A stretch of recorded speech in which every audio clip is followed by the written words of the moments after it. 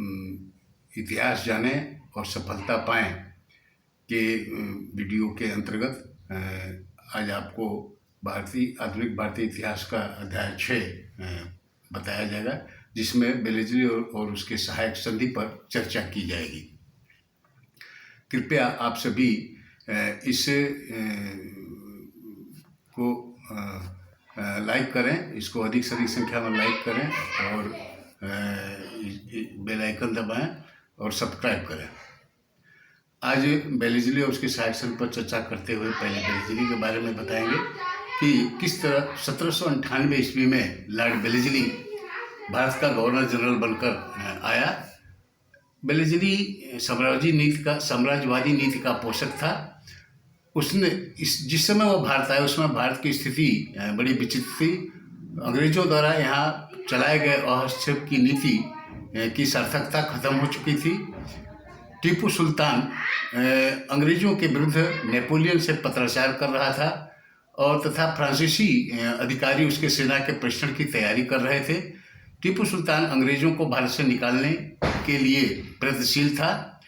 हैदराबाद के निजाम की सेनाएं भी फ्रांसीसी जनरल के नेतृत्व में 1500 प्रशिक्षित सेना से सुसज्जित थी। इतना ही नहीं, ये सिंधिया की सेना में भी फ्रांसीसी जनरल बायरन के अधीन 40,000 सैनिक मौजूद थे। अवध के नवाब की विलासिता के कारण अवध की आंतरिक शासन व्यवस्था खराब हो चुकी थी। और इतना ही नहीं, दिल्ली में मराठों का प्रभुत्व बढ़ रहा था। पंजाब में महाराजा रणजीत सिंह अपनी शक्ति बढ़ाने में लगा हुआ था। ऐसी परिस्थिति में बेलेजली को हस्तक्षेप की नीति त्यागना पड़ा और हस्तक्षेप की नीति के अंतर्गत ही अपने साम्राज्यवादी नीति को रूप देने के लिए बेलेजली ने अपने इस महत्वाकांक्षा की पूर्ति के लिए सहायक संधि या सब्सिडरी अलायंस का प्रयोग किया।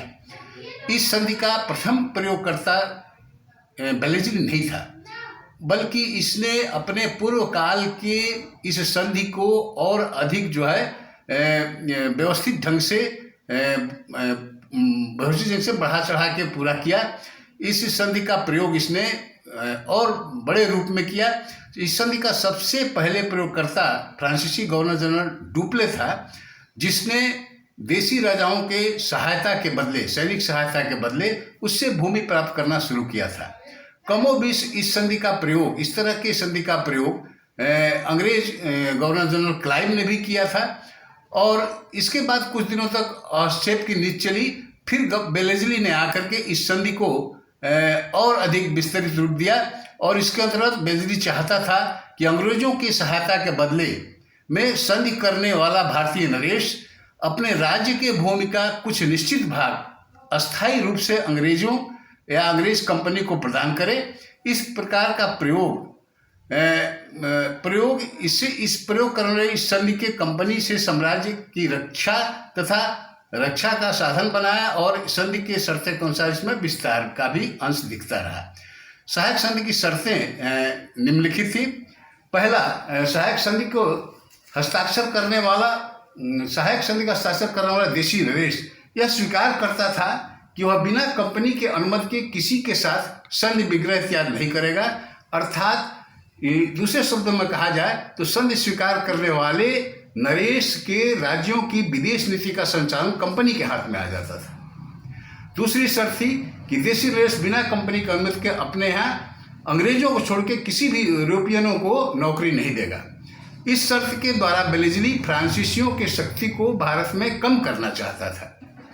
तीसरी शर्त थी कि संधि का पालन करने वाला नरेश अपने राज्य में एक अंग्रेजी रेजिडेंट रखेगा, जिससे वह शासन संबंधी परामर्श भी लेगा। इस शर्त के द्वारा बेलेजली अंग्रेजों की हुकूमत को देशी राज्यों की देशी राज्यों की गतिविधियों से हमेशा अवगत कराते रहना चाहता था। चौथी शर्त थी कि संधिकर्ता देशी नरेश अपने व्यय पर अपने यहाँ एक अंग्रेजी सेना रखेगा। इस शर्त का उद्देश्य कंपनी की सैन्य शक्ति का विस्तार बिना खर्च किए हुए करने का उद्देश्य था। पांचवी शर्त थी कि इन सभी शर्तों को स्वीकार करने वाले देशी राज्य के आंतरिक मामले में कंपनी हस्तक्षेप नहीं करने की वचन देती थी। साथ ही उसके राज्य में अगर आंतरिक विद्रोह होते थे या फिर बाहरी आक्रमण होते थे तो उस समय कंपनी वो कंपनी देशी राज्य की रक्षा का वचन देती थी। अब देखिए संधि का क्रियात्मक स्वरूप क्या है। पहले सहायक संधि और हैदराबाद के निजाम का क्रियात्मक स्वरूप देखें।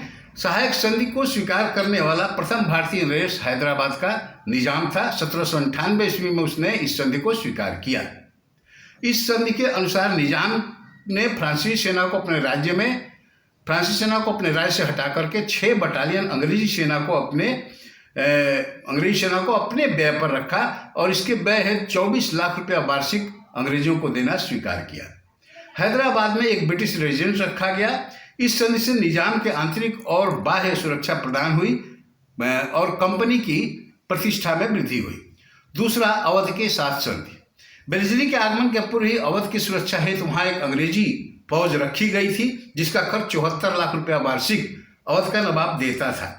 अवध के नवाब को अभी भी अफगानिस्तान के शासक जमान शाह और मराठों तथा सिखों से भय था। बेलेजली ने परिस्थितियों का लाभ उठाते हुए नवाब के साथ अपनी एक शर्त भेजी कि अपने यहाँ अंग्रेजी सेना की संख्या बढ़ा दे। नवाब के अस्वीकार करने पर उसने दबाव डालना शुरू किया एवं आक्रमण की धमकी दिया, जिससे भयभीत होकर अवध के नवाब ने 10 नवंबर 1801 में सहायक संधि पर हस्ताक्षर कर दिया।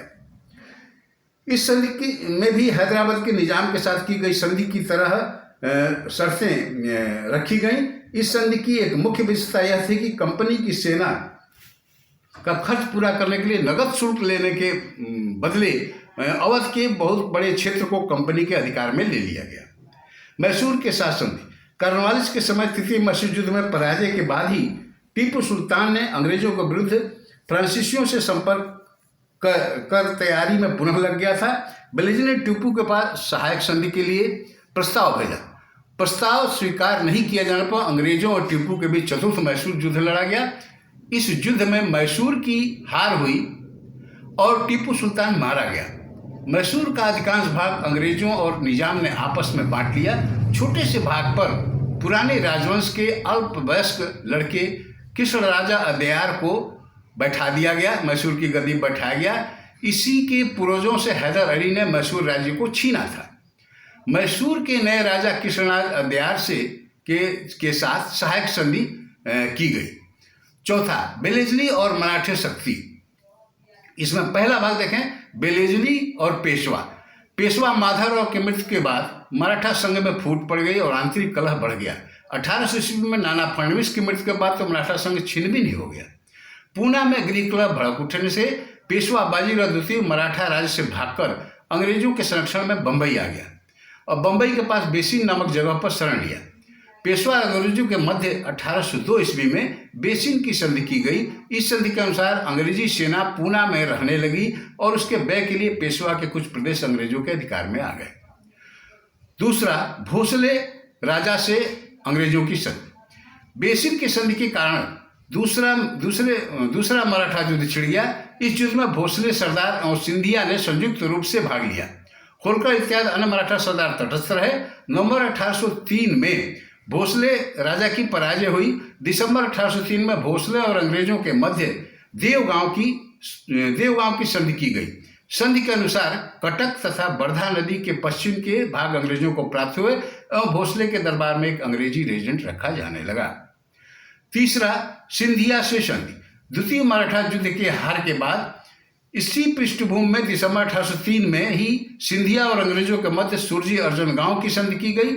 इस संधि के अनुसार गंगा और जमुना के बीच के भूभाग, जोधपुर और गोहद के उत्तर के सभी क्षेत्र तथा किले अंग्रेजों को मिले। इसके अतिरिक्त पश्चिम में भड़ौज, अहमदनगर तथा पन्ना की पहाड़ियों के कुछ प्रदेश अंग्रेजों को दिए गए। चौथा, बेलेजली और होलकर ने पारस्परिक शत्रुता से सिंधिया और की मदद नहीं की। वह राजपूत प्रदेशों को विजय के बाद दिल्ली का घेरा डाल दिया और उसने दिल्ली का घेरा डाला। अंग्रेजों ने उसे पराजित कर दिया और अंग्रेजों से उसे संधि करनी पड़ी। इस समय युद्ध में बहुत अधिक खर्च पड़ गया था, जिससे परेशान होकर ईस्ट इंडिया कंपनी ने बेलेजली को वापस इंग्लैंड बुला लिया। बेलेजली और अन्य राज। 1801 ईस्वी में कर्नाटक के नवाब के मृत्यु के बाद उसके पुत्र हुसैन ने गद्दी संभाली। बेलेजली ने हुसैन के पास से संदेश भेजा कि कर्नाटक कंपनी को सौंप दे और पेंशन ले ले। इसके इनकार करने पर बेलेजली ने पूर्व नवाब के भतीजे को नवाब बनाकर उसे संधि कर ली। इस प्रकार कर्नाटक का शासन पूर्व नवाब को मिला और नवाब पेंशन भुगता बन गया। 1800 ईस्वी में सूरत के अल्पवयस्क राजा को गद्दी से उतारकर उसे कंपनी राज में मिला लिया गया। इसी प्रकार फर्रुखाबाद में से संधि करके उसके कंपनी राज में मिला लिया गया। 1799 में ट्रावनकोर के राजा से भी संधि करने के लिए विवश किया गया। अब देखिए, संधि के द्वारा इतना कुछ विस्तार बेलेजली ने भारत में कर लिया। अब इस सहायक संधि का गुण या लाभ पर विवेचना करें तो हम पाते हैं कि सहायक संधि प्रणाली के गुण कंपनी के लिए काफी लाभकारी रहे। संक्षेप में कंपनी को इस संधि से निम्नलिखित लाभ हुए। पहला, कंपनी के प्रभुत्व विस्तार में वृद्धि हुई। इस संधि से देशी राज्यों पर कंपनी का प्रभुत्व स्थापित हुआ और संधि से अंग्रेजों के विदेश नीति पूर्णतः कंपनी के संधि से संधिकर्ता राज्यों की विदेश नीति पूर्णतः कंपनी के अधीन हो गई। इससे भारतीय नरेशों को आपस में मिल नहीं सके और एक एक कर अंग्रेज उनको अलग अलग पराजित करते गए। दूसरा संधि का लाभ था सैनिक सीमाओं में वृद्धि। इस संधि को मानने वाले देशी राज्यों को सैनिक अपने यहाँ अपने खर्च पे अंग्रेज सैनिक रखने पड़ते थे। इस संधि के करने वाला राज्य जब अपने खर्च पर सैनिक रखता था तो निश्चित तौर से अंग्रेजी सेना की वृद्धि दूसरे के खर्चे पर होने लगी और सैनिक सीमा उसकी अपने राजधानी से बढ़ के, अंग्रेजी राजधानी से बढ़ के दूर सुदूर दूसरे के राज्यों तक पहुंच गई। तीसरा लाभ था फ्रांसीसी प्रभाव की समाप्ति। संधिकर्ता राजा अपने यहाँ अंग्रेजों को छोड़ के किसी भी अन्य यूरोपियन को नौकरी नहीं दे सकता था।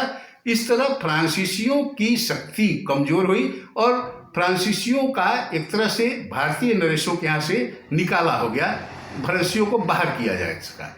चौथा, शांति स्थापना कंपनी का राज्य क्षेत्र युद्ध से मुक्त हुआ। इस प्रणाली में देशी नरेशों के हिंसात्मक तथा महत्वाकांक्षी वृत्ति को रोक लग गई।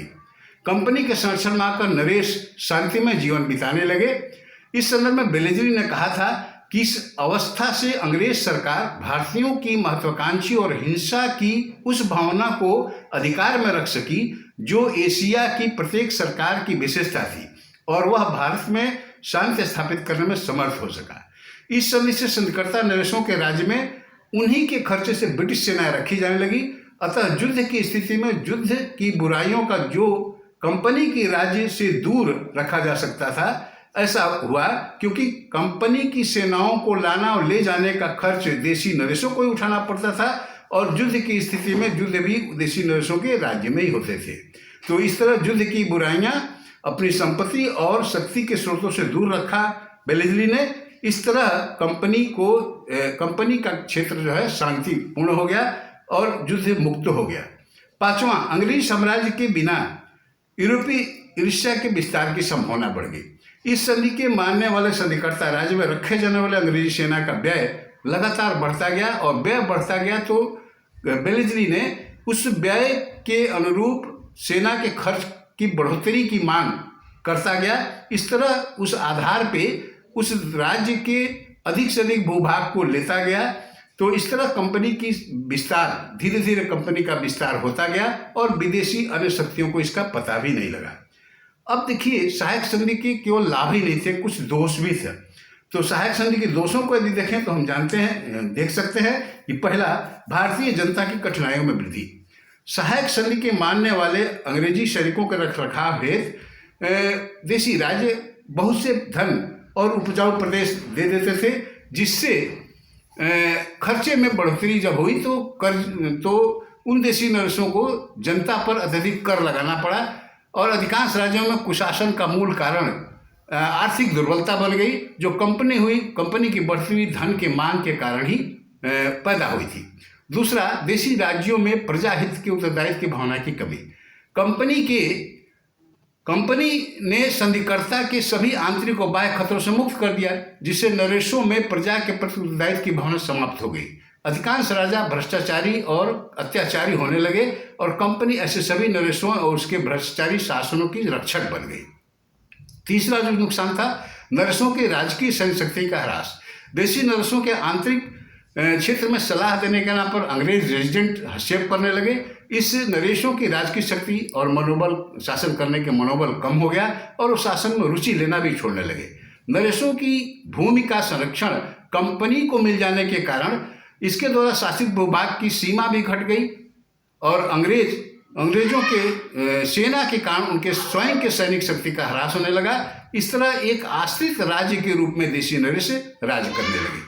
चौथा जो नुकसान था इस सहायक संधि का कि स्वतंत्रता, राष्ट्रीयता, आत्मगौरव और सम्मान की भावना समाप्त हो गई। देशी नरेशों की स्वतंत्रता, राष्ट्रीय भावना, शासन के प्रति उत्तरदायित्व, सेना का संगठन आदि सारी शक्ति धीरे धीरे समाप्त कर देगा।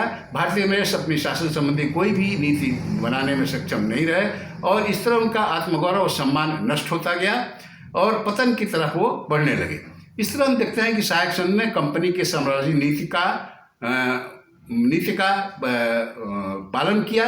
कंपनी का प्रभाव क्षेत्र इस संधि के द्वारा बढ़ा। भारत में कंपनी एक प्रमुख शक्ति बन गई। इस संधि ने भारतीय नरेशों को कंपनी प्रशासन का कठपुतली बना दिया और इसीलिए यह संधि भारतीय साम्राज्यवादी भारत में अंग्रेजों के साम्राज्य नीति का पोषक रही। तो आज के चर्चे में इतना ही। अब कुछ छोटे प्रश्न बनते हैं इस अध्याय में, जिसको आपको बताना आवश्यक है। छोटे प्रश्न बन सकते हैं। पहला जो छोटा प्रश्न बनेगा, लॉर्ड वेलेस्ली कब भारत का गवर्नर जनरल बन के आया? तो इसका उत्तर है कि 1798 ईस्वी में लॉर्ड वेलेस्ली भारत का गवर्नर जनरल बन के आया।